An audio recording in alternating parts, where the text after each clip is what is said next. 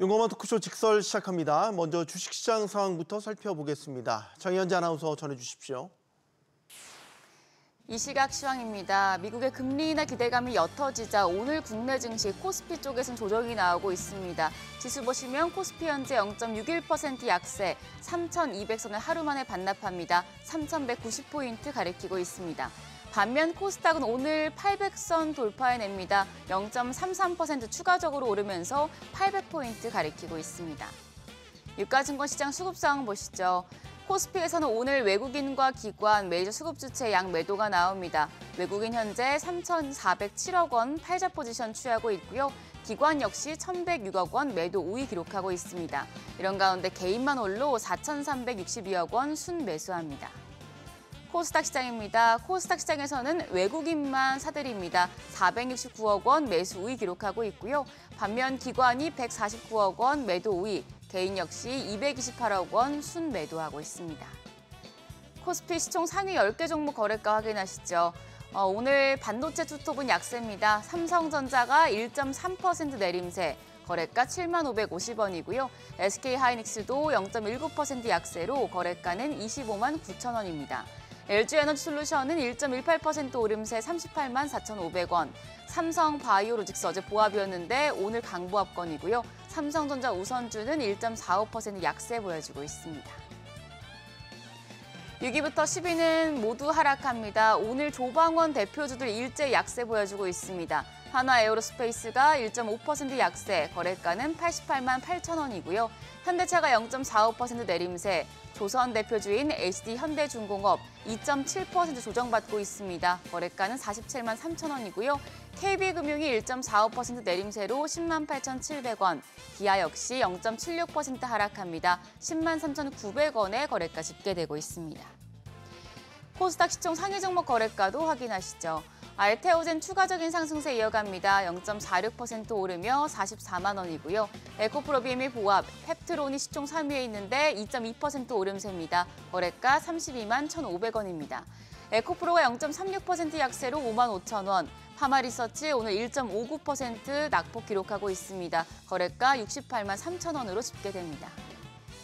6위부터 10위도 보시죠. 레인보우 로보틱스 어제 10% 넘게 급등했었는데 오늘도 0.35% 추가적인 오름세 기록하고 있습니다. 29만 500원이고요. 리가켄바이오가 1.29% 강세로 14만 9,300원. ABL 바이오가 2.59% 추가적인 오름세 보여주고 있습니다. 9만 1,000원에 거래됩니다. 반면 HLB 지금 시총 9위까지 내려온 상황인데요. 1.62% 약세로 거래가 36,450원이고요. 삼천당제약은 1.47% 오름세 18만 6,800원에 거래되고 있습니다.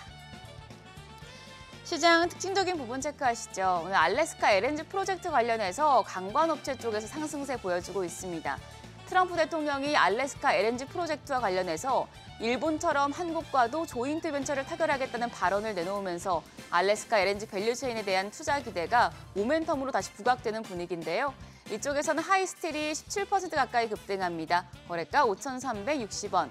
넥스틸도 6.73% 오름세로 14,280원에 거래되고 있고요. 이렘까지도 5.78% 오름세 보여집니다. 1,063원으로 거래가 집계되고 있습니다.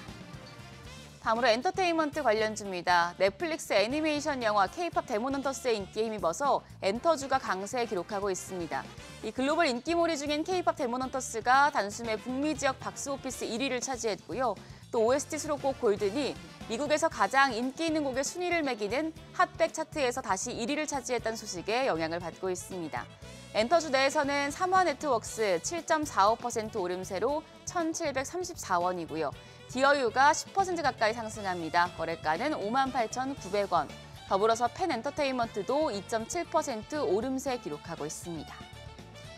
외환시장 상황 체크하시죠. 오늘 외환시장 1,391원으로 상승 출발했습니다.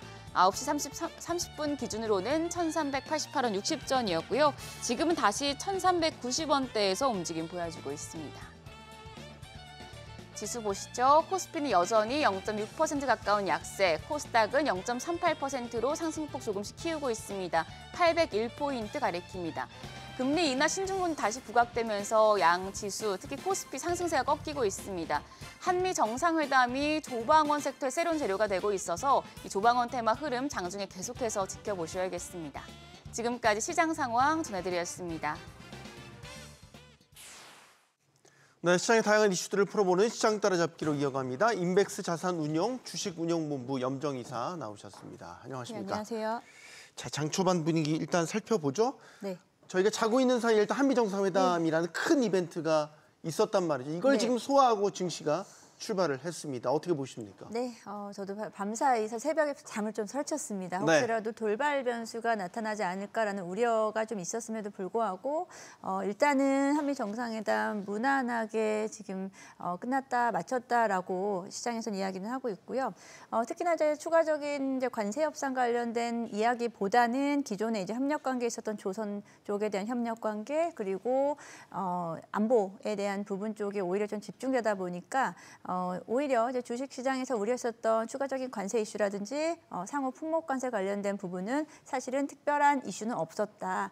이에 대한 부분에서는 오히려 좀 무난하게 넘어갔지만 오늘 우리 시장은 일단 장 초반에는 관련된 조선주라든지 원전주 등은 오늘 세론으로 일단은 시작을 하고 있습니다. 네, 자, 네. 재료가 하나 큰 게 이제 소진이 됐잖아요. 한미 네. 정상회담이라는. 그리고 지금 이제 하반기에 어떻게 우리 증시를 방향성을 좌우할 만한 요인 이제 금리에 대한 부분은 네. 아직은 좀 해석이 헛갈리는 부분이 있는 것 같고 여기 이제 국내 이슈, 뭐 양도소득세 기준이라든지 이런 부분들까지 종합해 보면 하반기에 이제 우리 증시를 끌고 나갈 주요 재료들 그 방향성 어떻게 전망하세요? 네, 말씀하신 대로 어찌 보면 이제 가장 큰 재료는 일단 넘어갔다라고 좀 보고 있습니다만 그에 대한 재료들은 일정 부분은 사전에 주가에 어느 정도 좀 반영됐었다라는 부분으로 볼 수 있겠고요. 지금부터 우리나라 대내적인 이슈로 해서 해결해야 될 부분들을 말씀하신 세제 개편안 관련된 부분, 대주주 양도세 관련된 부분이라든지 자사주 소각 의무 관련된 부분들이 얼마나 좀 시장에서 좀 다소 실망했었던 부분을 어떻게 좀 채워나가느냐가 좀 중요한 부분인 것 같고요. 일단 상반기 실적이 다 마감이 되고 이제 실적 관련된 부분에서도 일정 부분은 좀 어느 정도는 좀 이야기가 다음 이제 하반기로 넘어가고 있는 분위기입니다. 아무래도 9월 금리 인하에 대한 부분이 가장 중요한 부분인데요. 우리는 이번 주 금통위를 앞두고 있는데 금통위에서는 대체적으로는 지금 동결 쪽으로 좀 유력하다라고 좀 보고 있고요. 그러다 보니 이제 9월 미국의 FOMC까지 일단 진짜 시간이 좀 남아 있습니다. 네. 그 기간 동안 우리가 또 챙겨야 되는 부분들이 몇 가지 있죠.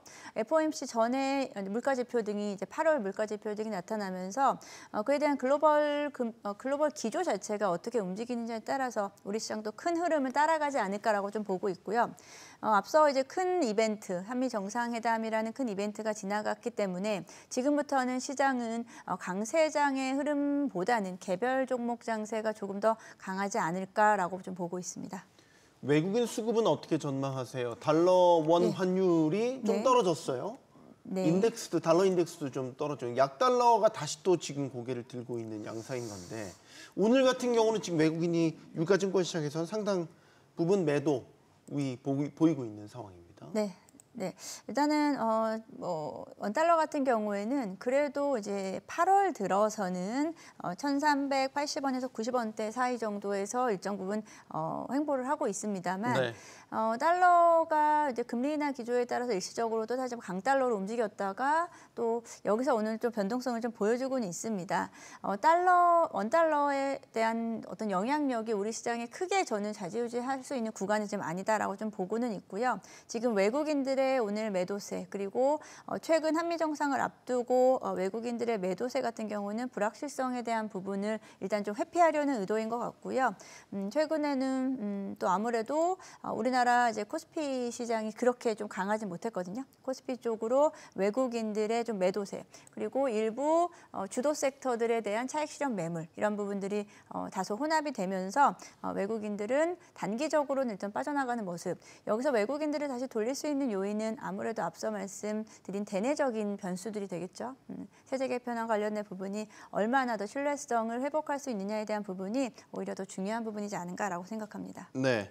자, 앞서 조방원은 세론 성격의 오늘 조정이 좀 나타나고 있는데 이번 한미 정상회담에서 또 주요 논의의 대상이기도 하죠. 네. 근데 이제 이번 회담을 통해서 결론을 낼 수는 없을 것 같고 예. 협상이 좀 장기화될 지금 조짐도 보이고 네. 있어요. 그렇다면 이게 조방어 섹터에는 일종의 불확실성으로 오는 것 아닌가. 어쨌든 이슈에 따라서 네. 네, 등락이 엇갈릴 것 같기도 하고 네. 희비가 갈릴 종목별로 희비가 갈릴 것 같기도 하고요. 네, 오늘 같은 경우에는 이제 프리마켓에서는 조선주들이 일제히 강세를 보였습니다만 이제 본장에서는 지금 하락 전환을 했습니다. 차익 실현 매물과 함께 뭐 추가적으로 우리가 이번 회담을 통해서 조선업에 대한 뭐 다시 한번 협력 의지는 확인했습니다만 사실 추가적인 내용은 나오지는 않았습니다. 오히려 그런 부분들이 단기적인 차익 실현으로 좀 유도를 한 것 같고요. 앞으로는 말씀하신 대로 이제 협력에 대한 기대감은 일정 부분 오랜 기간 좀 반영이 됐었기 때문에 개별적인 이제 기업들의 앞으로의 행보 그리고 이에 따른 실질적인 어떤 수주 모멘텀이라든지 이런 부분들이 지속돼야지 주가가 다시 한번 기존 상방을 더 뚫고 올라갈 수 있는 요인이 되지 않을까라고 좀 보고 있습니다. 그러다 보니 전체적인 섹터의 강세보다는 각각의 개별적인 종목의 흐름이 앞으로 더 중요하지 않을까라고 좀 보고 있고요. 오늘 하나오션이라든지 HD 현대중공업 같은 경우들은 대부분 지금 하락 전환하고 있는 반면에 삼성중공업 같은 종목은 다시 또 플러스로 움직이고 있다는 점에서는 삼성중공업이 이번에 또 미국의 MRO 사업에 대한 진출 의지를 좀 다시 한번 재확인하는 이런 뉴스가 좀 나왔기 때문에 이렇게 개별적인 모멘텀에 오히려 좀 더 반응이 좀 빠르다라고 좀 보고 있습니다. 네, 자 자동차 sek터 짚어보죠. 자동차 섹터는 주가가 좀 반등을 했었는데 최근에 노란봉투법이 국회 통과하면서 이 영향을 좀 받는 것 같아요. 아무래도 예. 노조와의 관계라든지 산업 전반적인 생태계의 변화가 있을 것 같다. 이 부분을 좀 주시하고 있는 것 같아요. 네, 아무래도 이제 노란봉투법 관련해서 뭐 최근 우리 산업에 아무래도 부정적인 영향을 미칠 수 있다라는 영향으로 인해서 어제 같은 경우에는 오히려 로봇주들이 급등이 나왔습니다. 상대적으로는 앞으로 이제 자동화라든지 무인 자동화에 대한 공장의 스마트 팩토리 관련된 종목들이 오히려 반등이 크게 나왔었고요. 현대차를 중심으로 해서 뭐 자동차도 마찬가지고 반도체, 조선, 우리나라의 가장 대표적인 산업들에서는 이에 대한 좀 부정적인 영향을 미칠 수 있다라고 뭐 생각하실 수 있겠지만 노란봉투법에 대한 부분이 자동차 섹터에 영향을 미칠 수 있는 거는 일정 부분은 단기적으로 좀 보고 있고요. 네. 현대차와 기아, 뭐 현대차 그룹사들을 최근에 보게 되면 최근에 수급 흐름을 보게 되면 현대차 같은 경우가 특히 외국인과 기관이 이제 8월 들어 순매수가 좀 이어지는 모습을 좀 보여지면서 현대차는 이번에 관세에 대한 부분을 무난하게 잘 넘어가고 이에 따른 추가적인 타겟책을 지금 마련하고 있다는 점에서 긍정적으로 인식을 하고 있는 것 같습니다. 그리고 주가는 일정 부분 하방을 지지를 하면서 주가가 지금 최근 들어 뭐 큰 폭으로 상승은 하진 않았습니다만 조금씩 개선되고 있는 모습을 좀 보여주고 있고요. 다시 한번 글로벌 완성차 업계 대비해서 다시 한번 좀 저평가 밸류에이션 매력이 있는 구간으로 보여지기 때문에 외국인들의 매수세가 지속적으로 좀 들어오고 있는 게 아닌가. 단기적인 악재보다는 중장기적인 흐름을 봤을 때는 지금도 진입할 수 있는 시점으로 인식되고 있습니다. 네, 자, 또 있죠. 2차 상법 개정도 국회를 통과했죠. 상법 개정이 전반적인 주주 친화적인 분위기를 만들면서 주식시장 호재로 됐었는데 2차 상법 개정은 어떨까? 최근에 증권주가 좀 여기에 영향을 받기도 했었어요.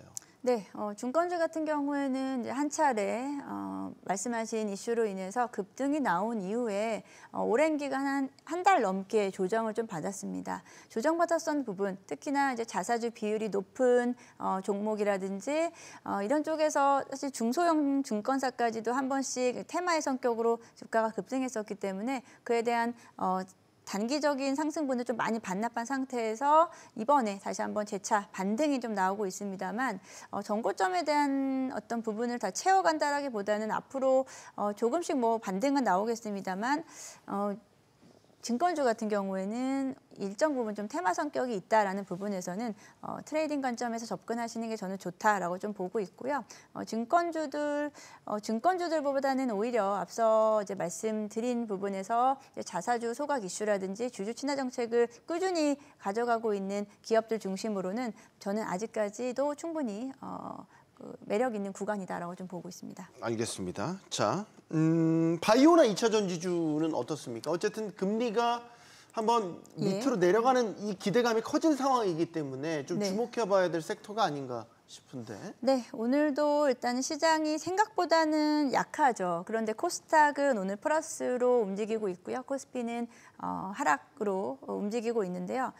코스닥 쪽에서도 눈에 띄는 부분이 아무래도 지금 제약바이오 섹터인 것 같습니다. 제약바이오 섹터들 어제도 마찬가지고 이제 최근 반등의 움직임을 좀 보여주고 있고요. 뭐 일부 종목들은 좀 신고가를 보이면서 금리 인하에 대한 기대감이 그간 사실 금리에 대한 부분으로 좀 민감하게 움직였었다가 다시 한번 금리 인하에 대한 기조가 확인되면서 반등이 좀 나타나고 있는 구간으로 좀 보여집니다. 이제 9월 금리 인하에 대한 그 금리 폭과 그리고 연내 금리 인하 횟수에 따라서 제약바이오 종목들은 좀 민감하게 반응을 할 것으로 좀 보여지는데요. 이제 알테오장 같은 경우 대표적인 코스닥 1위 기업인 알테오장 같은 경우에도 최근 주가가 큰 폭의 조정을 좀 받았었기 때문에 이에 따른 반등 효과다라고 1차적으로 좀 보고 있고요. 그리고 리가켄바이오라든지 펩토론 같은 종목들 그리고 이제 비만 치료제 관련된 이슈로 인해서 관련된 종목들이 여전히 조금 시장에서 아직까지도 좀 긍정적인 상승 룸을 좀 보고 있는 것 같습니다. 네, 자 미장 이야기 해보죠. 지난주 이제 잭슨홀 미팅 큰 이슈를 소화했고 파월이 비둘기파적 발언을 하면서 금리 인하 기대감을 키웠고 증시가 이게 크게 반응을 했는데 딱 하루 효과였던 것 같아요. 지금 보면 그 다음 날은 또 이제 완전히 금리 인하에 대한 글쎄요. 이거를 너무 많이 크게 반영해서 여기에 대한 경계감이 작용을 한 건지 간밤에는 좀 조정을 받았습니다. 왜 그렇다고 보십니까? 네, 일단 단기적으로 말씀하신 대로 금리 인하에 대한 기대감과 예상치 못하는 어찌 보면은 파월 의장이 그렇게까지 또 시장 친화적으로 이야기해 줄지는 기대가 없었기 때문에 글에 대한 부분이 반등이 세게 나온 것 같고요. 어제 장에서는 일단은 장 초반 대비 장 하락 시에 이제 마감 부분에서 조금 더 하락폭을 좀 키워가면서 단기적인 차익 실현 매물이 좀 있었습니다. 특히나 이제 기술주 중심으로 하락폭이 좀 나왔고요. 그 이전에 사실 오픈 AI의 CEO가 또 AI 거품론을 일으키는 발언을 했죠. 네, 그래서 그러다 보니 아무래도 시장에서는 아무래도 이에 대한 경계 심리가 여전히 좀 살아 있는 것 같습니다. 우리는 뭐 한미 정상회담의 큰 이벤트가 지나갔습니다만 뭐 미국 입장에서 보면은 그에 대한 부분이 큰 부분은 좀 아닌 것 같고 오히려 지금 단기적인 지수 고점에 대한 아무래도 경계 심리는 지속적으로 좀 이어지지 않을까. 그리고 이제 말씀드린 대로 지금 금리 인하 기대감은 살아 있습니다만 그때까지 시간이 앞으로 한 달여 남아 있습니다. 그렇기 때문에 그 기간 동안에 일정 부분의 조정에 대한 부분도 시장 조정에 대한 부분도 시장은 좀 준비를 하고 있지 않나라고 좀 보고 있습니다. 이번 주에 또 주목해야 될 거 PCE 물가지수 나오죠. 성장률 나오죠. 어떻게 보면 미국의 주요 경제 지표들이 나오게 되면 또 여기 금리 방향에 대한 판단을 또 다시 할 수 있는 것 아니겠습니까? 네, 말씀하신 대로 아직 금리 인하 기간까지 한 달여가 남았다라고 하고 이번 주에도 경제 지표가 발표되고요. 그리고 이제 9월 둘째 주가 되면은 물가 지표도 대기하고 있기 때문에 앞으로 2, 3주간의 이런 경제 지표에 대한 부분으로 금리 인하에 대한 확률이라든지 금리 인하 폭에 대한 부분이 계속해서 조금은 엇갈릴 수 있다라는 부분이 있고요. 또 이번 주에는 이제 우리 시장으로는 그러니까 목요일 새벽이게 되겠죠. 엔비디아가 또 실적 발표 앞두고 있죠. 주시하고 있겠죠. AI 거품론이 진짜일까 아니면 기우였을까?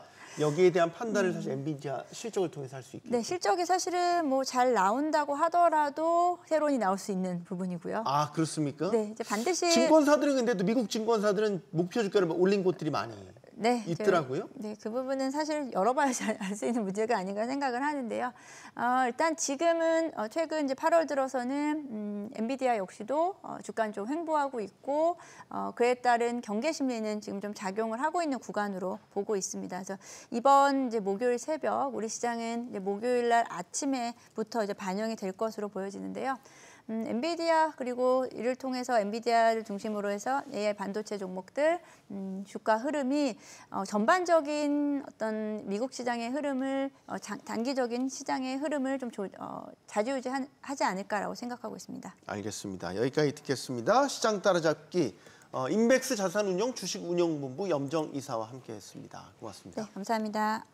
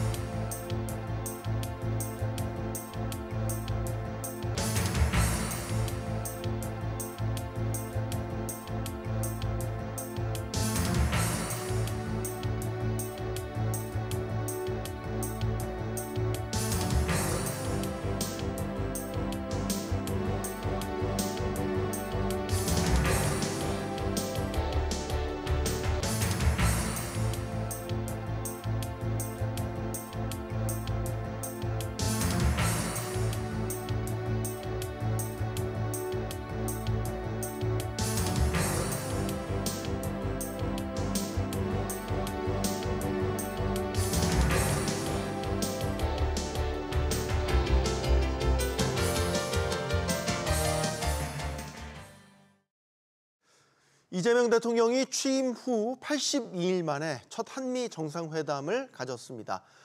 이번 회담은 통상부터 안보까지 폭넓게 의제가 다뤄졌는데요. 미국을 다시 위대하게 만들겠다면서 전 세계를 상대로 압박에 나선 도널드 트럼프 미국 대통령을 상대로 얼마나 전략적으로 회담을 이끌었는지 지금부터 평가해 보겠습니다. 함께해 주실 분들 소개해드리죠. 한국외대 정치외교학과 이상환 교수 나오셨고요. 연세대 봉영식 객원 교수, 또 포스코 경영연구소 오성주 수석연구원 나오셨습니다. 안녕하십니까? 영어만 쿠쇼 직설은 SBS 비즈 뉴스 앱과 유튜브에서 실시간으로 시청하실 수 있습니다. 정상회담은 백악관 트럼프 대통령 집무실에서 열렸는데요. 두 정상은 환담으로 회담을 시작했습니다. 먼저 관련 발언 듣고 본격적인 토론 시작하겠습니다. It's an honor to be with President Lee of South Korea. 미국을 다시 위대하게 만드는 것이 우리 대통령님의 꿈인데 미국이 다시 위대하게 변하고 있는 것 같고. 네. 우여곡절 끝에 회담이 일단 끝났습니다. 지금 속속 소식들이 이제 계속해서 올라오고 있고 아직도 이제 일정이 남은 것도 맞는데 일단 지금까지의 평가를 좀 듣고 싶습니다. 회담 잘 끝났다고 보십니까? 그러니까 이제 성공 실패를 그 전체를 보고 평가를 하고 단계마다 평가를 할 수가 있습니다. 네. 그래서 준비 과정 그리고 백악관 집무실에서 정상 간의 회동 여기까지는 예상을 뛰어넘는 성공이라고 할 수 있습니다. 하지만 그 후속 조치에 대한 협상 그리고 그것이 한국에게 유리한가 불리한가에 대한 평가는 아직 결과가 공개되지 않았기 때문에 평가를 하기가 어려운 것이 사실입니다. 그리고 단기간으로는 우리에게 유리할지 몰라도 장기적으로 우리에게 손해되는 것은 없을까? 왜냐하면 이제 한미 관계의 재정립은 또 다른 면이 있지 않습니까? 네. 앞으로 그것을 토대로 우리가 중국과 어떻게 관계 개선을 모색할지는 또 다른 변수이기 때문에 이런 면을 본다면은 전반부는 성공이라고 볼 수 있지만 그 중간과 후반, 장기적인 맥락 속에서의 평가는 지금 유보하는 것이 타당하다 말씀드리겠습니다. 네, 일단 다 듣겠습니다. 교수님께도 의견을 좀 여쭙겠습니다. 잘 보셨습니까? 예, 지금 이 시점에서 이 회담의 성패를 얘기한다는 건 좀 시기상조고요. 네. 그럼에도 불구하고 양 정상이 만나서 어떻게 본다면 대화의 물꼬를 텄다는 점에서는 의미가 있다고 봅니다. 트럼프 대통령 경우에는 이제 1월 달에 취임을 해서 미국이 새로운 대통령이 취임을 하면 6개월 정도 지나면 이제 모든 외교 정책의 방향이 확정되는데 그 과정에서 한국과의 관계를 어느 정도 방향성을 잡았다라고 보는 점에 있어서는 뭐 저희가 좀 안정감을 얻을 수가 있고 또 트럼프 대통령 입장에서 보면은 또 내년에 중간 선거가 있고 이재명 대통령 입장에서 보면 내년에 지방 선거가 있는데 대통령 취임하고서 국민들한테 나름대로의 신뢰감을 주고 가장 큰 우방인 미국에 대해서 외교적 그러한 신뢰를 줄 수 있는 기회인데 일단은 무난하게 지나갔다. 그렇지만 우리가 평가하는 것은 우리 봉영수 교수님도 말씀하셨지만은 좀 더 지켜봐야 된다. 왜냐하면 공식 문서가 아직 나온 것이 없기 때문에 네. 예, 그런 부분이 있다는 말씀 드릴 수가 있습니다. 네. 오성주 연구원님은 어떻게 보셨어요? 예, 저도 두 분 말씀에 일단 동의를 하고요. 네. 그리고 이제 저는 그것보다도 이제 상견례 같은 그런 성격이 강했다. 네. 원래 이제 이번 정상회담을 앞두고 이제 의제들이 많았잖아요. 말하자면 지난 관세 협상에 대한 마무리, 그다음에 첨단 기술 분야 공급망 협력, 그 한미 동맹의 현대화, 특히 이제 또 북핵 리스크까지 있었는데 이런 의제들이 모두 다 미국과 절대적으로 협력을 해야 하면서도 어떻게 보면 또 한국하고는 갈등적인 요인도 있는 그런 사실 어려운 의제들이었는데 네. 이런 것들을 어떻게 풀어갈지에 대해서 한국도 미국도 협력적 관계로 풀어갈 수 있다라는 그런 메시지를 줬다는 점에서는 비교적 무난히 성공적인 정상회담이라고 보고요. 네. 그 앞서 말씀드린 두 분의 말씀처럼 이후 후속 조치들이 어떻게 진행되느냐에 따라서 이제 그 이후 과정에서 어떤 결과를 도출해낼 수 있는지까지 나와야 이거에 대한 이번 회담에 대한 평가를 제대로 할 수 있다 이렇게 생각합니다. 네. 이제 그 화면을 통해서 비춰진 회담 전반적인 분위기, 그 다음에 뭐 트럼프 대통령이나 이재명 대통령이 서로를 향해서 했던 뭐 외교적 수사 이런 것들을 보면 회담 분위기 자체는 되게 뭐라 해야 되지 훈훈하다고 할까요? 아주 웃음도 훈훈했죠. 많이 나왔고. 네, 그렇습니다. 네. 사실 회담 개최 몇 시간 앞들고 그 돌출 사건이 발생했지 않습니까? 네, 그렇죠. 왜 한국이 이런 상태냐 이런 메시지를 트럼프 대통령이 소셜 미디어에 올렸는데 이런 행동은 이제 트럼프 대통령이 남아프리카 공화국 마리포사 대통령과 정상회담 자리에서 갑자기 비디오를 켜면서 이런 백인 학살을 문제시하는 그런 것이 재현되지 않은가 하는 이제 경고음이 울렸습니다. 하지만 이제 트럼프 대통령이 그 얘기를 이제 기자들과의 질의응답의 맥락에서 이거는 한국답지 않은 현상이다. 즉 본인도 그렇게 믿기지 않는다 하면서 이재명 대통령에게 충분히 설명을 할 시간을 본인이 보장을 했습니다. 그러면서 설명을 듣고 나서는 이제 특검의 조사가 있다니까 개인적으로도 특검에 굉장히 시달린 그런 자신의 경우를 이야기하면서 네. 혹시 그 특검 이름이 잭 스미스 아니냐, 네. 자신에 대해서 두 가지 기소를 담당했던 연방 특별검사 이야기를 하면서 아주 진절머리가 난다. 정말 미치광이 검사했다 얘기를 하면서 좌중이 오히려 폭소를 터뜨렸습니다. 예. 그리고 나서는 내가 잘못한 것 같다 이런 식으로 마무리를 졌기 때문에 처음서부터 이걸 가지고 이재명 대통령 면박주기라든지 어떤 본격적인 공세의 재료로 사용하려는 의도는 없었고 단지 이제 트럼프 지지층에서 가장 중요한 세력 중에 하나가 이런 전통적인 기독교층이기 때문에 여기에 대해서 어떤 발언이 나왔을 경우에는 트럼프 대통령이 지지층을 달래는 차원에서 이것을 공식적으로 언급한 그런 수준의 사건이 아니었나 생각합니다. 네.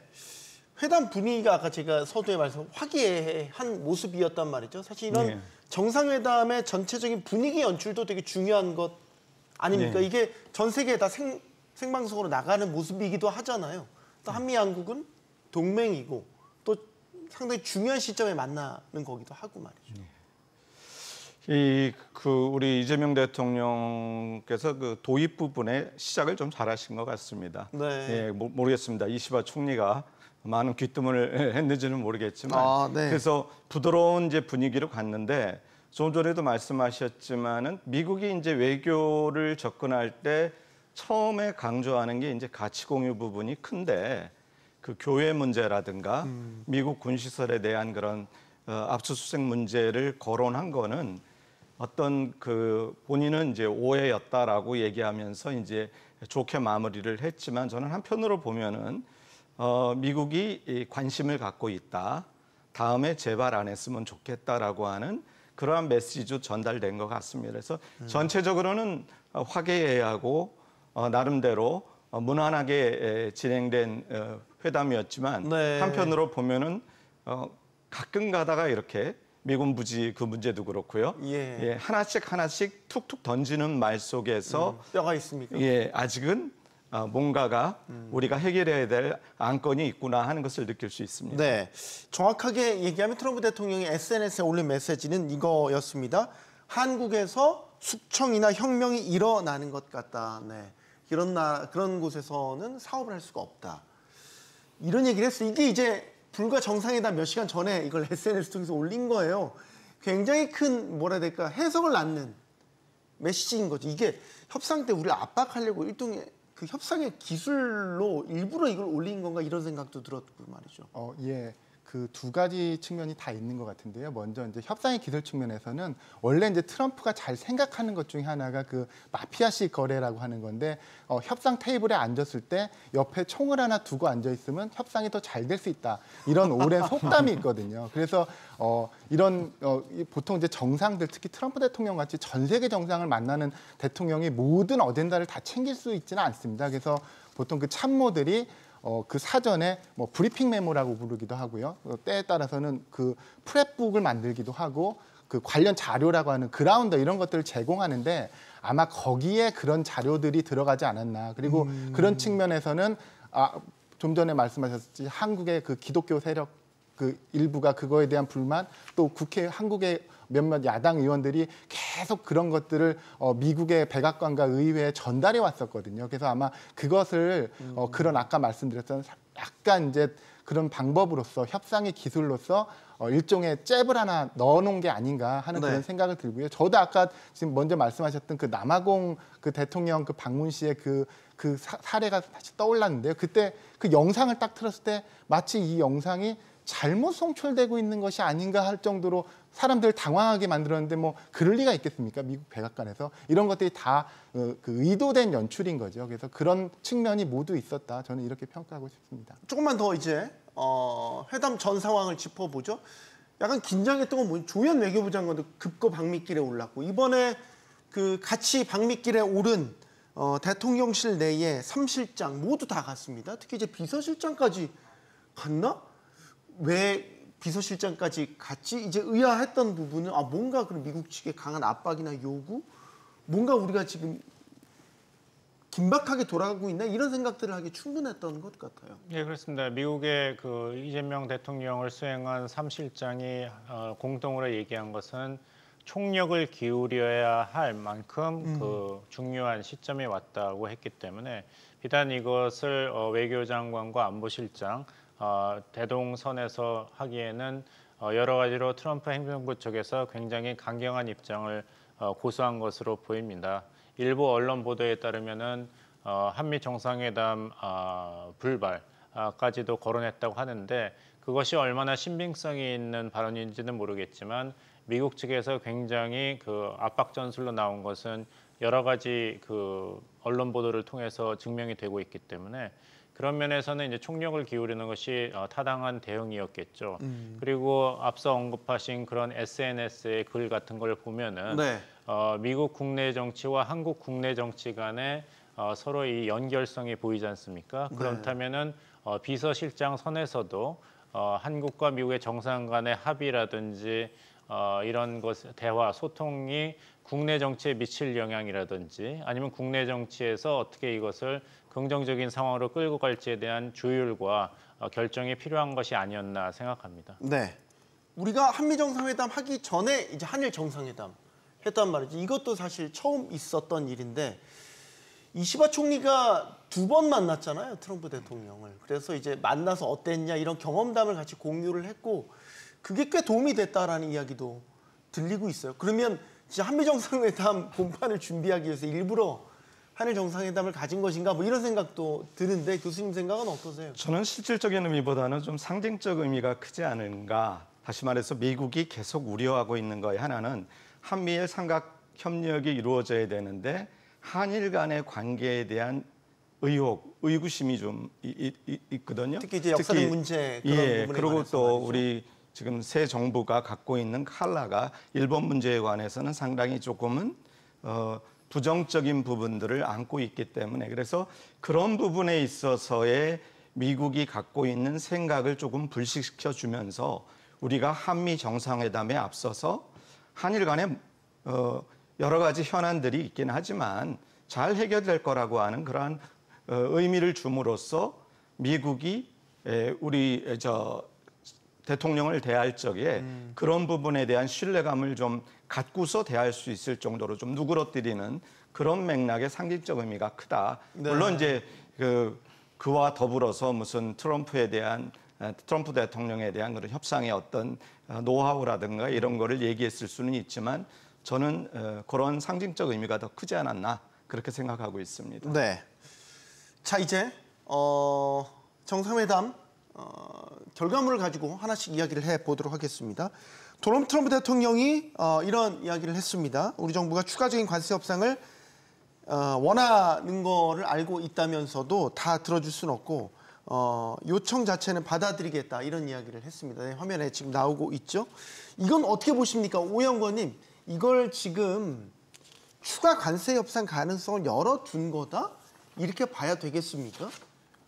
일단 모든 협상을 좋아하고 협상을 통해서 뭔가를 주고받는 게 익숙한 트럼프 대통령으로서는 네. 사실 그 가능성 자체를 열어놓은 겁니다. 그래서 이제 트럼프 대통령 본인의 표현으로 그 at some point라고 하지 않습니까? 그래서 네. 어떠한 일정 조건, 뭐 장소 구체적 언급은 없었지만 그런 조건, 여건이 형성되면 나는 충분히 그거에 응하겠다. 그러나 또 동시에 트럼프 대통령은 주고받는 것을 생각하기 때문에 우리가 만약에 원하는 것이 있다고 한다고 하면 그거에 대한 반대 급부도 분명히 우리가 제시를 해야만 트럼프 대통령이 들어줄 수 있을 것입니다. 그래서 우리에게 진짜 필요한 것이라고 하면 그게 무엇인지를 판단하는 것도 중요한데 뭐 예를 들면 우리가 지난번에 이제 관세 협상을 15%로 타결을 했지만 이게 원래 무관세였기 때문에 일본에 비해서는 우리가 오히려 불리한 거 아니냐. 그다음에 또 뭐 EU와의 협상에서 보면 EU 같은 경우는 실효관세, EU의 주요국들이 우리보다 실효관세가 오히려 더 낮아지는 효과가 있는 거 아니냐. 이런 걸 우리가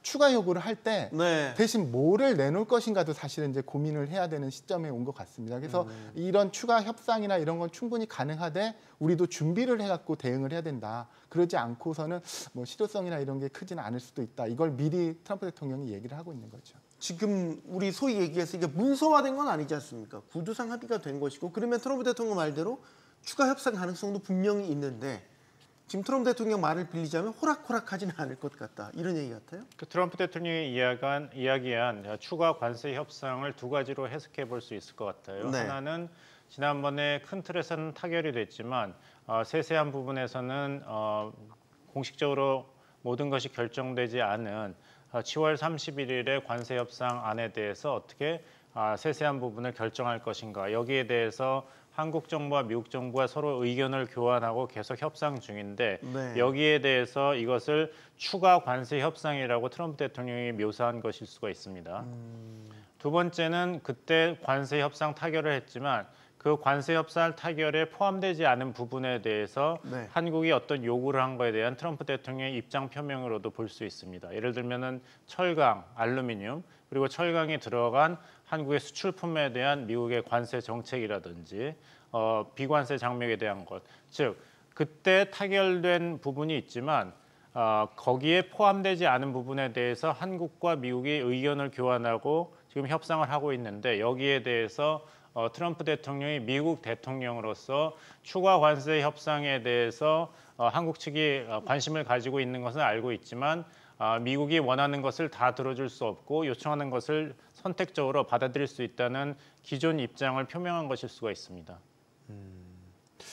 이게 그럼 우리 측이 미국 측에 관세 협상과 관련해서 추가 요청 계속 해왔다는 것도 어느 정도 확인이 된 셈이네요. 유추해석을 하면은 뭔가 협상 과정에서 아무래도 미국의 일방적인 요구가 우리가 수용하느냐 마느냐 어느 정도 수위에서 수용하느냐로 귀결되다 보니까 한국에 불리할 수도 있고 우리도 감안하겠다고 볼 수가 있다면 지금 공식 문서에 어떻게 담길지 모르겠지만 우리에게 조금 불리한 내용이 있지 않을까를 우리가 생각해 볼 수 있는데요. 저는 그런 측면도 있지만 제가 보는 측면이 이런 겁니다. 이번의 협상은 게임의 룰을 만드는 협상이 아닙니다. 우리가 한미 FTA를 하거나 2018년에 협상을 했을 때는 게임의 룰에 대한 얘기인데 지금 트럼프가 얘기하는 것은 어떤 게임의 룰이든 결과적으로 그 파트너 국가가 일방적으로 무역 수지 적자가 너무도 누적이 된다면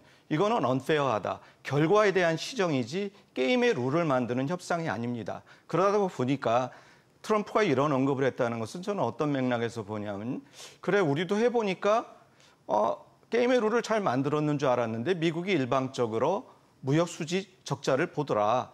그러면 그런 거에 대해서 한국에다 요청을 했고 감안을 했으니까 지금의 시정 노력도 결과적인 시정 노력도 하는 과정에서 결과적으로 어떤 것을 낳을지 모르다 보니까 그런 맥락에서 협상의 여지를 남기는 것이지 그런 어떤 뭐 커다란 구체화된 어떤 맥락의 얘기를 하고 있는 거라고는 보기 어렵지 않을까 싶습니다. 그러면 오 연구원님 만약에 재협상을 한다고 가정한다면 이런 기조하에서 이게 우리한테 꼭 유리한 결과를 더 도출할 수 있다 이렇게 장담할 수는 없는 상황이거든요. 제가 보기에는 그렇습니다. 그리고 이 트럼프 대통령의 이 언급이 나온 배경은 우리의 대통령이 사실 이거에 대한 요구한 거에 대한 답변이었으니까 트럼프 대통령이 이걸 미리 준비하고 작심하고 한 얘기가 아니라 우리가 아까 제가 말씀드렸던 그런 불리한 측면이 있으니 이거는 더 협상을 해야 되지 않냐라는 요구에 대한 답이었기 때문에 일단 전에도 이제 트럼프 대통령이 늘 하는 주요 내용이 모든 건 테이블에 있다. 일단 갖고 와봐라. 이런 식의 이제 접근이라서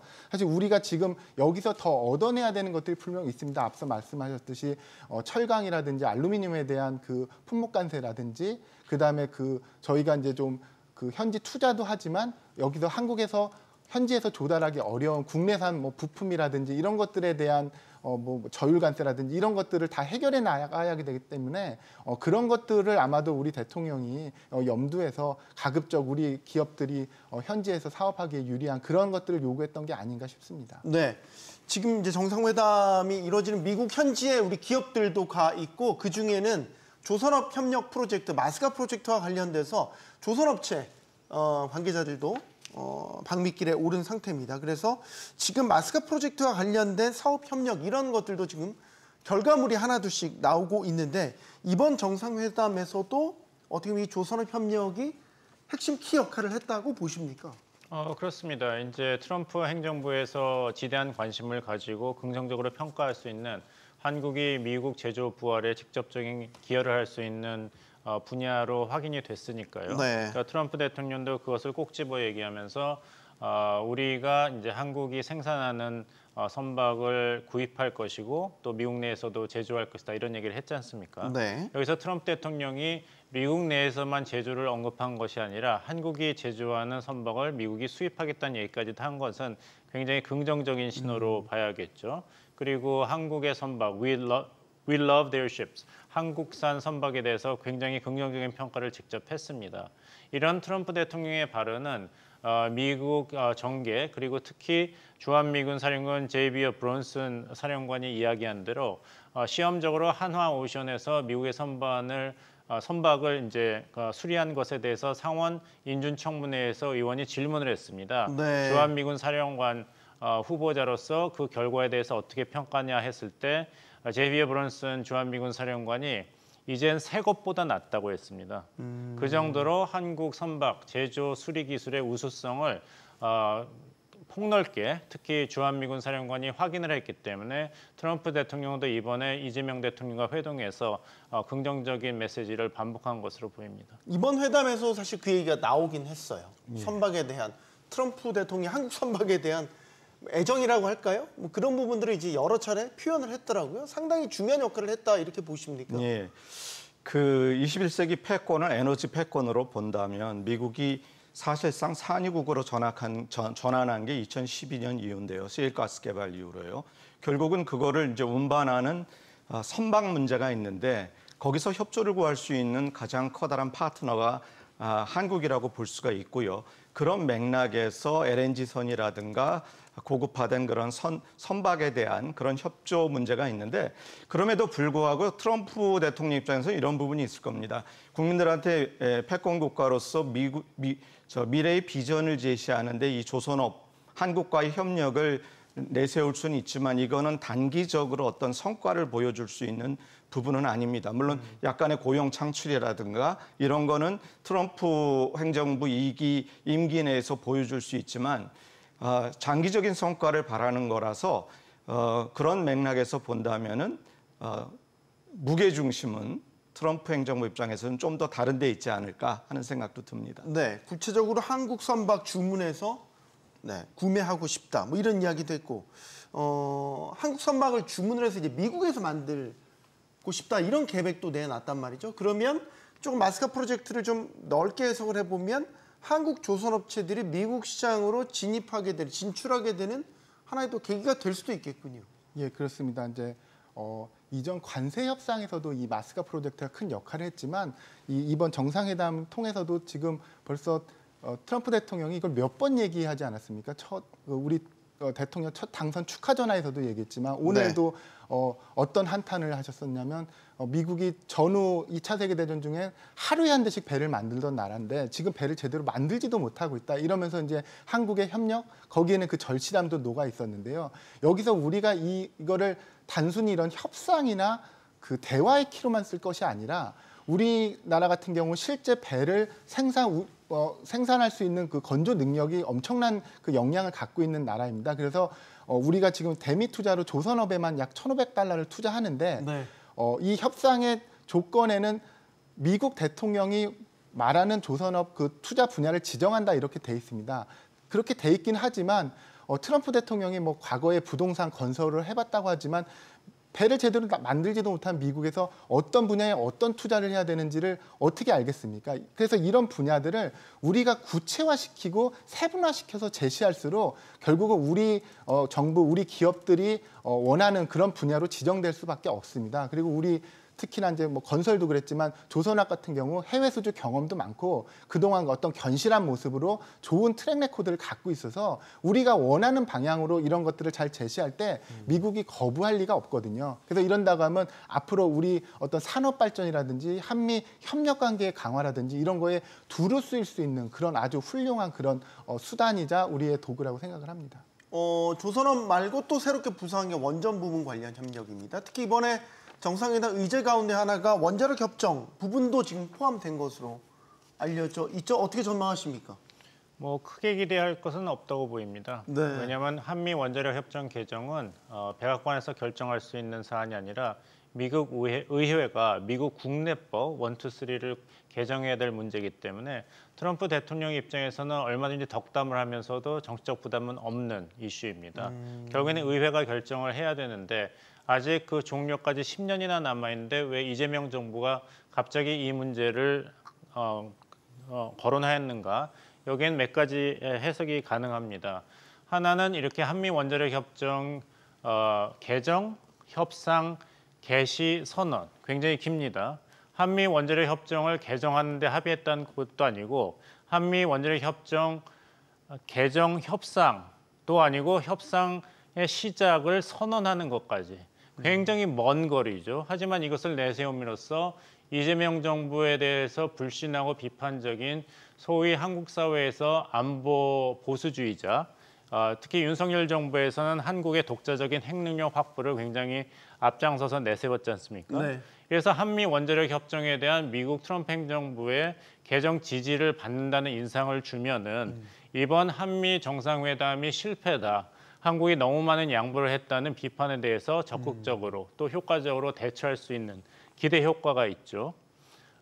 그리고 이 원전 사업에 대해서 한국과 미국이 협력하겠다는 것은 굉장히 오래된 역사가 있습니다. 예를 들어서 2021년 5월에 문재인 대통령과 바이든 대통령이 정상회담을 가지고 그때 공동 성명을 발표했는데 거기서도 뭐라고 했냐면 아울러 우리는 국제 원자력 안전, 핵 안보 비확산에 대한 가장 높은 기준을 보장하는 가운데 원전 사업 공동 참여를 포함한 해외 원전 시장 내 협력을 발전시켜 나가기로 약속하였다.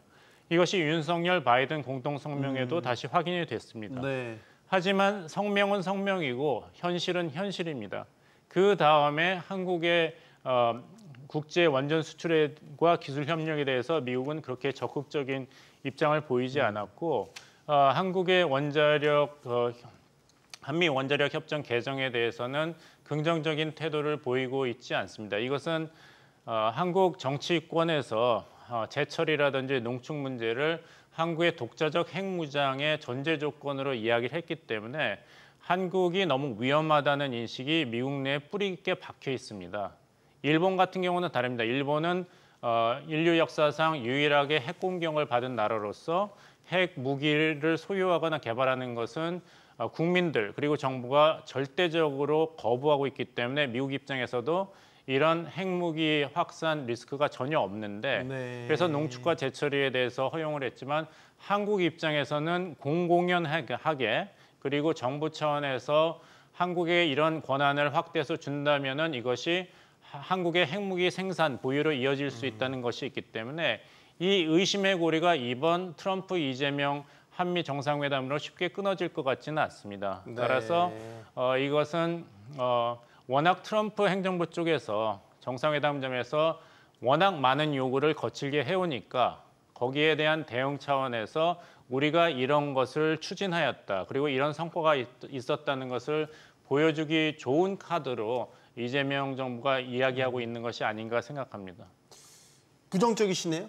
협정 개정에 대한 현실의 벽 너무 높다라는 부분. 예, 근데 좀 이중적인 부분이 있는 것 같습니다. 그러니까 이재명 정부가 갖고 있는 한편으로 보면은 친환경 탈원전의 이미지를 갖고 있고 또 다른 한편으로 보면은 핵 주권을 생각하는 부분도 없지 않아 있고요.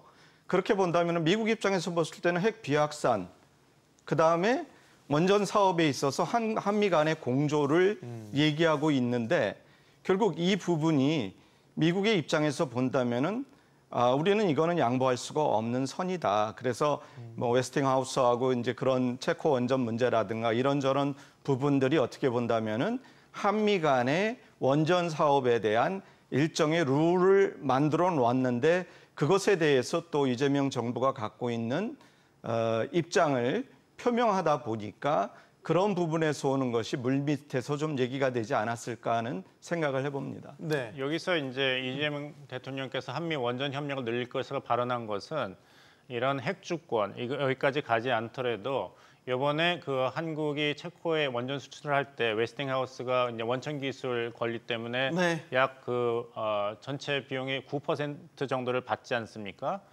그렇다면은 한국의 국제 시장에서의 원전 수출이 늘어나면 늘어날수록 미국 경제 그리고 미국 내 이런 원자력 건설 회사의 이익은 계속 증가하는 것이죠. 소위 말하는 윈윈 한미 간의 협력이기 때문에 여기에 대한 미국 측의 지원을 기대할 수 있다는 그래서 이 방향으로 계속 가서 한국도 원전 수출을 계속 증가시키면서도 미국 내에서도 미국 기업들이 이재명 정부의 이런 원전 드라이브를 지지하는 그런 분위기를 조성할 수 있는 양수 협정의 효과가 있고 또 하나 국내 정치적으로는 아까 말씀드린 대로 비판적인 안보 보수론자에 대해서도 효과적으로 대답할 수 있는 카드가 되고 성사되지 않더라도 그리고 교수님께서 말씀하신 대로 지지층에서 깨끗한 에너지 확보에 대한 요구를 또 충족시켜 줄 수 있는 카드였기 때문에 이번에 언급한 것으로 보입니다. 네. 하지만 개정이 될 것인지는 굉장히 먼 길이라는 것을 말씀드리겠습니다. 저희가 구분을 좀 해야 될 건 원자력 협정과 원전 산업과 관련된 한미 간의 협력은 좀 구분해서 봐야 되는데 이제 논란 아닌 논란이었죠. 뭐. 미국 웨스팅하우스와 한국전력, 한수원 3자 간의 지적재산권과 관련된 이제 분쟁 합의 이게 이제 불공정 계약의 논란이 불거졌고 한참 시끄럽게 논란이 되다가 한수원과 웨스팅하우스 간의 조인트 벤처 설립이 갑자기 또 현재 소식통을 통해서 또 이야기가 나왔고 실제 트럼프 대통령이 또 한국 기업들이 미국에 와서 원전을 지어달라라는 일종의 러브콜을 보냈다. 이런 것도 전해졌단 말이죠. 그럼 이제 이걸 가지고 지금 한미 정상회담 안에 들어갔다면 소위 말해서 제2의 마스카 프로젝트처럼 될 수도 있는 것 아닌가? 이 가능성에 대해서 어떻게 보세요? 예, 저는 일단 사업적인 측면 위주로 이제 말씀을 드리면 말씀하신 것처럼 이제 우리가 국내에서 원전은 이제 자체적으로 뭐 국산화율이 굉장히 높지 않습니까? 지금 90%가 넘는 걸로 알고 있는데 웨스팅하우스는 시공 능력이 없죠. 기술은 있는데. 예, 그래서 지금 미국에서 원전 수요는 아까 관련 자료도 나오는 것 같습니다만 어마어마합니다. 근데 미국이 웨스팅하우스가 소위 이제 우리가 사업계 쪽에서 이런 걸 왕특허라고 부르는데 네. 개발 초기에 만들었던 그 원천 기술 때문에 이제 우리가 그 기술을 이용하는 아주 초기의 계약이 어떻게 됐는지 제가 구체적으로 뭐 보지는 않았습니다만 애매했던 부분에 대해서 미국이 그거에 대한 이제 시비를 걸었고 그거에 대해서 우리가 이제 발목이 잡혀 있는 상황인데 네. 그건 어쩔 수 없는 겁니다. 법적으로 그렇게 돼 있다고 하면 그걸 감수하고라도 가야 되는데 그럼 우리가 미국에서 지금 시공 능력도 없는 도시바가 아마 웨스팅하우스를 거의 한 20년 가까이 운영했었죠. 운영하다가 뭐 계속 파산, 인수 파산 이런 걸 겪어간 만큼 생산 능력은 없는 게 벌써 입증이 됐습니다. 네. 그럼 누군가가 이제 그 시공을 해줘야 되는데 한국의 그 한국 정부도 적극적이고 우리 기업의 뭐 한수원이라든지 한전이라든지 그다음에 기자재 업체들 뭐 두산 에너빌러트라든지 현대라든지 뭐 많지 않습니까? 네. 이런 기업들이 지금 사실상 그 K 원전 컨소시엄을 구성하고 있습니다. 그래서 방금 전에 말씀하셨듯이 한미 정부 간에도 지금 그 수출 협력 약정을 맺었고 그 기업 간에도 한전 한수원과 웨스팅하우스가 벌써 글로벌 합의 협정을 체결하고 있어서 네. 이건 사실상 글로벌 동업 관계입니다. 그래서 이거를 우리가 긍정적으로 잘 활용한다고 하면 이것도 좋은 한미 협력의 그런 또 하나의 그 상징이 될 수 있을 것이라고 생각합니다. 자, 농산물 시장 개방과 관련해서도 민감하게 바라보고 있었죠. 자, 그런데 농산물 추가 개방과 관련해서는 언급이 없었다라는 게 대통령실의 입장입니다. 그러면 잘 방어한 겁니까, 이거? 그 공식 문서를 봐야 될 것 같고요. 저는 이제 어떤 부분이냐면 그러니까 풍선 효과가 있지 않습니까?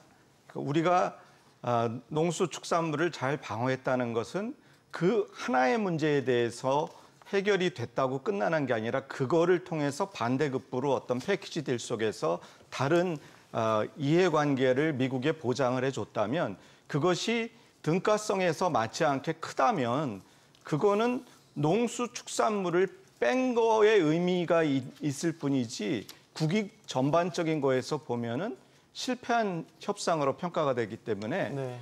지금 농수축산물 문제가 저는 이번에는 빠졌을 수 있다. 추가 개방 문제에서. 네. 왜냐하면 일종의 정부적인 차원에서 미국한테 호소한 부분 지난번에 무슨 뭐 그 동영상을 보여주고 뭐 그런 거를 떠나서 임기 초 이재명 정부가 임기 초고 나름대로 선거 과정에서 공약하고 얘기한 게 있는데 그 부분을 그냥 뒤엎을 수가 없다 보니까 저는 유예는 됐을지 모르지만 저는 농수축산물 문제가 이제는 이 선에서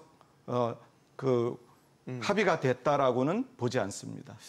근데 이 정도면 다 얘기된 거 아닌가? 그러니까 어느 정도까지 확실하게 정말 도장을 꽝 찍은 문서화가 돼야 의미가 있는 거죠. 봉 교수님. 트럼프 대통령 2기 임기가 끝날 때까지 그걸 기대하는 것은 어려울 것 같습니다. 그때만 되면 부시는 계속 살아 있다는 거예요. 네, 그러니까 이제 도장을 찍는다는 거는 이제 트럼프 행정부에는 없는 것으로 간주하는 것이 오히려 현실을 객관적으로 바라보는 것이 아닌가. 모든 협상과 모든 합의는 언제든지 가변성이 있다. 주한미군 숫자도 계속 4만 명이라고 이번에도 이야기했지 않습니까? 네. 그러면 이제 트럼프 대통령은 어떤 정보가 계속해서 객관적인 방향으로 업데이트되는 것이 아니라 본인이 추구하는 이제 정책 아젠다에 맞게 기억하고 있는 것입니다. 따라서 그걸 비판하는 것은 얼마든지 할 수 있습니다만은 국익 수호 차원에서는 어떻게 접근한 것이 맞는 것인가를 우리가 결정을 해야 될 것 같습니다. 그래서 교수님께서 얘기하신 대로 이게 끝났다고 끝난 게 아니고 이야기가 나오지 않았다는 게 사실이고 진실이겠지만 이야기가 나오지 않은 데는 무슨 이유가 있었는가. 즉 백악관 집무실에서 굉장히 화기애애한 그런 트럼프 대통령과 이재명 대통령 간의 모습 뒤에는 무언가 미국을 만족시키는 우리 측의 큰 양보가 있지 않았냐 하는 의구심이 계속 제기되고 있고 그래서 계속해서 어떤 합의문이 구체적으로 발표가 되느냐를 우리들이 기다리고 있는 것입니다. 네.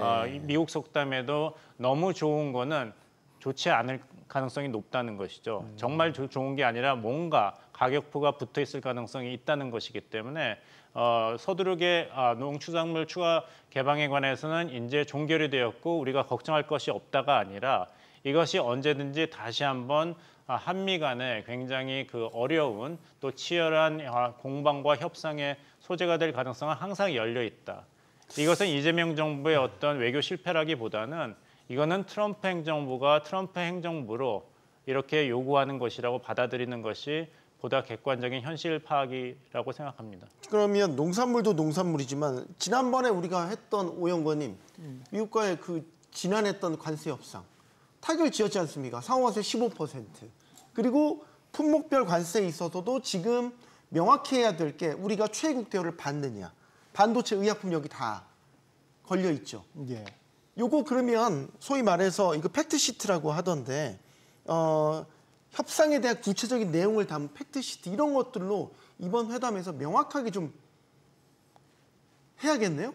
우리 예. 입장에서는 말이죠. 예, 그렇습니다. 그러니까 지난번 관세 협상으로 문서화되지 않았지만 사실상 이제 15%가 된 거는 분명한 사실입니다만, 그러니까 일본이나 EU는 나왔는데 왜 우리는 안 나왔냐. 이것 때문에 사실 이제 국내 해석을 두고도 논란이 있고 숨겨진 이면 합의가 있지 않았냐. 뭐 이런 온갖 불확실성이 존재하는 게 맞습니다. 근데 네. 뭐 이것은 어쨌거나 뭐 알려지지는 않았죠. 그리고 우리 정부가 이제 이번 협상을 통해서 이 부분을 관철시킨다고 하면 이거는 우리 정부의 성과도 되고 트럼프 정부도 만약에 이게 숨겨진 이유나 아니면 아직 미흡한 부분, 미완의 부분이 있었다고 하면 이걸 마무리시키는 것도 양국 모두 그 성과 거두기 어떤 이런 측면에서는 도움이 되는 것입니다. 근데 이제 한 가지 우리가 이제 우려해야 될 부분은 아까 이제 예를 들어 이 협상에 대한 큰 틀의 합의는 있었지만 이행 여부라든지 다른 비관세 장벽이라든지 이런 것들에 대한 어떤 부분을 명확히 하지 않은 부분이 있다면 네. 이거는 오히려 더 신중을 고하면서 이제 후속 실무 협상이라든지 이런 조치를 통해서 마무리 짓는 것이 더 안전한 방법이 아닌가 싶습니다. 그 앞에서도 이제 말씀하셨지만 이걸 이제 트럼프 대통령은 보통 게임이라고 보통 이제 얘기를 많이 하잖아요, 협상을. 네. 그래서 뭐 이렇게 전에 이제 일론 머스크하고 뭐 갈등할 때도 그 위험한 게임 하지 마라 하면 이런 네. 것들이 우리로 놓고 보면 이 고도의 그 게임 바둑 같은 거 보면 잡아놓은 사석은 언제든지 다시 사석 작전으로 살아날 수가 있어서 이런 부분은 이제 활용하는 것들이 좀 있습니다. 그러나 뭐 농산물이라든지 이런 것들은 양쪽 모두 정치적으로 너무 민감하고 중요한 그 양날의 검이라서 이런 것들 당장 쓰지는 않겠지만 다른 부분 같은 경우는 언제든지 이게 활용할 수 있는 부분이 또 생길 것이기 때문에 우리가 이번 정상회담 그리고 그 후속 조치에 대한 얘기로 이 부분을 말끔히 우려한다면 이건 우리 정부의 성과기도 하면서 미국에서도 뭐 성과로 만들 수 있는 그런 좋은 하나의 그 도구인 것 같습니다. 이게 마지막까지 좌지우지할 수 있는 도구라고 생각해서 일부러 문서화 안 하는 건가? 시계를 돌려서 정상회담이 시작하기 전인 오늘 그 새벽 1시로 네. 다시 가보면 그때는 이러다 정상회담이 엉망이 되는 게 아닌가. 트럼프 대통령이 아까 초반에 이야기하신 대로 SNS에서 한국 지금 어떻게 되고 있는가, 폭동인가, 숙청인가 이런 얘기가 나왔지 않습니까? 그 기준으로 본다면은 화기애애한 분위기에서 트럼프 대통령과 이재명 대통령이 서로 덕담을 나누면서 에이펙 정상회의에 초청하고 트럼프 대통령도 김정은 위원장과 다시 만나고 싶고 한국의 대북 정책에 대해서 긍정적인 발언을 했다면 굉장한 획기적인 긍정적인 전환이라고 볼 수 있죠. 하지만 거기서 아직도 결과로 나오지 않은 것은 구체적으로 어떻게 관세 협상 타결안이 이행될 것인가에 대해서는 명확하지가 않기 때문에 우리 증권시장이라든지 기업체에서는 이것에 대해서 긍정적인 반응을 아직 보이고 있지 않을 것입니다. 오늘 증시가 어떻게 됐는지 모르지만 저 화면에 나온 대로 정상 간의 덕담을 나누고 악수하는 모습이 실질적인 관세 협상의 긍정적인 타결, 구체적인 수준까지 이어졌다면은 시장이 굉장히 긍정적으로 반등을 했을 텐데 반도체 수출에 관해서 어떤 미국 측과의 합의가 아직 구체적으로 나오지 않고 한다면은 결국에 가서는 시장과 기업은 아직도 조심스러운 입장을 취할 수밖에 없는 것이죠. 네. 자, 이번 한미 정상회담에서 또 다른 주요 의제, 한미 동맹에 대한 현대화 문제였습니다. 트럼프 대통령은 주한미군 감축과 관련한 질문에 지금 말하고 싶지 않다, 우린 친구다 이런 얘기도 했지만 미국 기지부지의 소유권을 또 주장하기도 했어요. 그거를 글쎄 이게 이제 주한미군, 주둔에 있는 미군인 건데 그 땅에 대한 소유권을 주장한다는 게 상식적으로 납득은 되지 않아요. 돌발적인 좀 돌발적이기도 발언이었고요. 예, 그다음에 상식과는 좀 거리는 멉니다. 그럼에도 불구하고 그런 얘기를 했다라고 하는 것은 트럼프 행정부, 트럼프 대통령이 주한미군의 중요성에 관한 부분, 한미 동맹에 관한 확고한 인식 이런 거를 보여준 측면이 오히려 저는 크다고 보고요. 결국은 우리 입장에서 본다면 중국이라고 하는 또 다른 인접 국가의 눈치를 보느라고 그런 부분이 있는데 결과적으로 본다면은 우리가 오늘 오벌 오피스에서 얘기할 때 보면은 네. 중국을 같이 가자 뭐 그런 얘기까지 농담 겸 트럼프 대통령이 그렇게까지 하면서 시리비 주석 만날 때 같이 가자고 같이 가자는 얘기 있었죠. 경주 에이펙 얘기도 하고 하면서 왠지 모르게 중국은 멀리 있는 나라가 아니야, 우리도 가까워라는 멘트를 했지만은 결과적으로 본다면은 이제 주한미군의 역할 변화, 다시 말해서 한미 동맹의 현대화 문제는 결과적으로 미국이 우리에게 지속적으로 요청할 수밖에 없는 것이고 우리는 그거에 대해서 또 거부할 수는 없는데 어떻게 연착륙시키고 단계적으로 우리가 이 부분을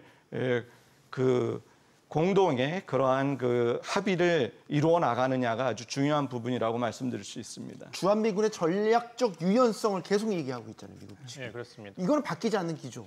예, 그렇습니다. 예, 그 전략적 유연성에 관한 그 담론이라든지 정책 논의는 사실 그 조지 W 부시 행정부 1기 때부터 나왔습니다. 네. 그래서 2006년에 노무현 정부를 대표해서 반기문 외교장관 그리고 부시 행정부를 대표해서 콘돌리자 라이스 백악관 안보보좌관이 합의한 것이 있습니다. 그것은 전략적 유연성, 주한미군의 전략적 유연성의 필요에 대해서 한국 정부는 미국의 그런 이익을 존중한다고 돼 있고 또 그러면 반대급부로 미국은 무엇을 존중하는가? 대한민국 국민의 뜻에 반해서 주한미군과 한국군이 원하지 않는 지역 분쟁에 연루되는 것을 미국도 한국 측의 우려를 존중한다, 이해한다 이런 문서가 있습니다. 네. 이번에 이제 트럼프 대통령과 이재명 대통령 사이에서는 여기에 대한 입장 조정이 어떻게 되는가를 기다렸는데 아직 공식적인 합의문이 나와 있기 때문에 이것은 계속 협상 중인 것이 아닌가 하지만 말씀하신 대로 주한미군은 한국군이 아닙니다. 주한미군은 미국 소속의 미군이기 때문에 네. 한국 측의 의사는 2차 변수에 불과한 것이죠. 그래서 주한미군의 어떤 역할 조정이라든지 규모 변화 그리고 임무 변화는 중국을 견제하겠다는 미국의 인도태평양 전략의 큰 맥락하에서 결국에는 결정된 것이고 거기에 더불어서 그래도 한국이 더 큰 역할과 지원을 해야 된다는 압박이 한미 외교수장 간의 그 정상회담 전 회의에서도 네. 한국이 집단적 부담 분담, 컬렉티브 버든 쉐어링을 확대해야 된다. 즉 주한미군이 이제 지역 안전군으로 변모하거나 규모가 축소되더라도 그 남는 안보 공백을 한국군이 자강 차원에서 동맹 현대화, 국방 예산 증가로 메우는 거 가지고는 안 된다.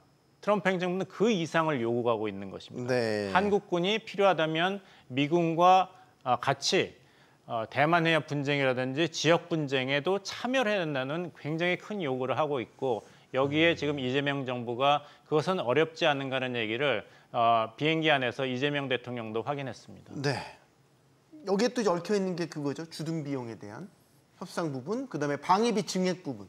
이제 유럽연합을 대상으로는 이제 북대서양 조약기구 대상으로는 이제 그 GDP의 5%까지 높이라는 증액 요구. 이런 것도 이제 비슷하게 우리한테 하고 있다라는 거잖아요. 예, 그렇습니다. 그러니까 그 앞서 이제 말씀드린 거하고 이어간다고 하면 사실 주한미군 감축 숫자 문제는 정상간 레벨에서 할 얘기가 아닙니다. 트럼프 대통령이 지금 주한미군이 몇 명인지도 숫자를 막 헷갈리시지 않습니까? 그게 중요하지도 않은 거죠. 사실 이제 부지라든지 이런 것도 어떻게 보면 이제 그 비용적인 측면에서 이제 리스료가 일부 나간다는 거를 이제 확인한 다음에 이제 얘기했을 수가 있는데 네. 앞서 말씀하신 부분까지 그러니까 그 한미 동맹의 현대화는 한국의 역할 확대가 분명히 있습니다. 그리고 이제 우리는 사실 이제 동맹이라고 하는 거에 주로 미국이 외국으로부터 본토나 이런 걸 공격받을 일이 없기 때문에 각 지역 안보를 미국이 도와주는 형식의 이제 동맹을 생각했는데 지금 미국이 뭐 중국 아니면 중국이 아니더라도 전 세계 어떤 지역에서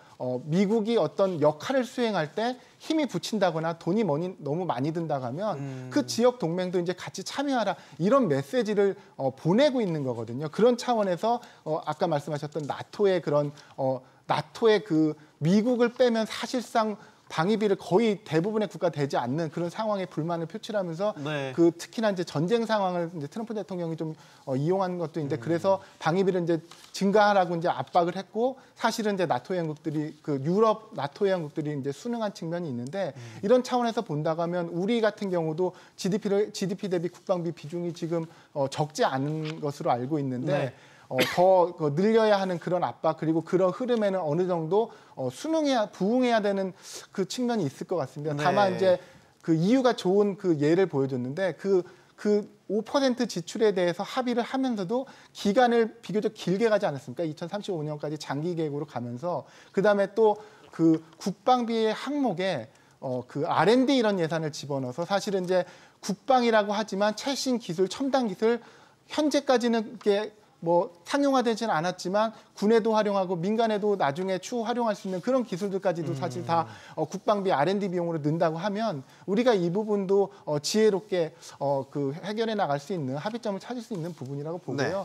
오히려 이제 그 동맹의 역할 부분에 대해서는 우리가 아직 네. 그 준비하지 않고 있는데 미국의 압박이 생각보다 더 강했다 하는 면에서는 우리가 이 부분을 앞서 말씀하신 두 분의 말씀처럼 네. 우리가 대응 속도를 더 높여야 되는 측면이 있지 않나 그런 네. 생각을 해보게 됐습니다. 자, 올해 한국의 국방비는 GDP 대비 2.3% 수준이라는 점을 말씀을 드리고요. 자, 이재명 대통령과 트럼프 대통령 또 회담하는 과정에 나왔던 인물이 북한 김정은 위원장입니다. 그래서 트럼프 대통령에게 평화의 피스메이커가 돼달라.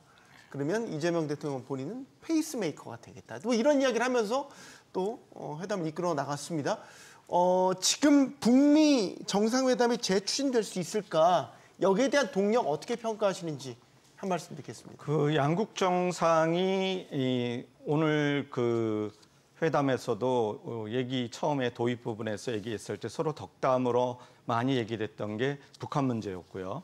우리 트럼프 대통령이 그 뭐 노벨상 얘기, 노벨 평화상 얘기도 하고 그런 게 결국은 북한을 어떻게 연착륙시키냐 하는 문제인데 그런 맥락에서 봤었을 적에 결국은 한국 정부 입장에서는 북한을 연착륙시키는 것은 북미 간의 대화의 물꼬를 트는데 우리가 역할을 하고 네. 그럼으로써 한반도에 있어가지고 이런 그게 북한 비핵화든 한반도 비핵화든 비핵화 논의를 할 수 있는 그런 부분들. 근데 저는 이제 비핵화 논의는 현실감이 많이 떨어졌다는 생각이 많이 들고요. 네. 저는 북한을 연착륙시키는 방법은 북한과 미국 간의 수교 협상, 네. 일본과 북한 간의 수교 협상을 가지고 그것을 단계적으로 해나가면서 하는 것이 한반도의 위기 관리에 중요한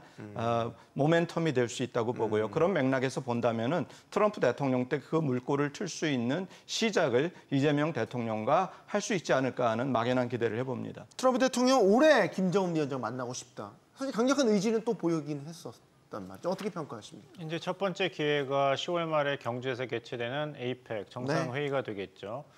중국이 내년 개최국이기 때문에 시진핑 주석이 관례대로 참석할 가능성이 높고 그렇다면은 거기에 더불어서 지금 90일 관세 유예가 미중 간에 11월 12일이 만료되지 않습니까? 그렇다면 만약에 협상이 긍정적으로 생산적으로 된다면은 에이펙 정상회의에 굉장히 긍정적인 분위기에서 중국의 시진핑 주석과 미국의 트럼프 대통령이 만날 수가 있습니다. 특히 에이펙은 경제 공동체, 세계 경제에 관한 정상 외교의 장이지 않습니까? 네.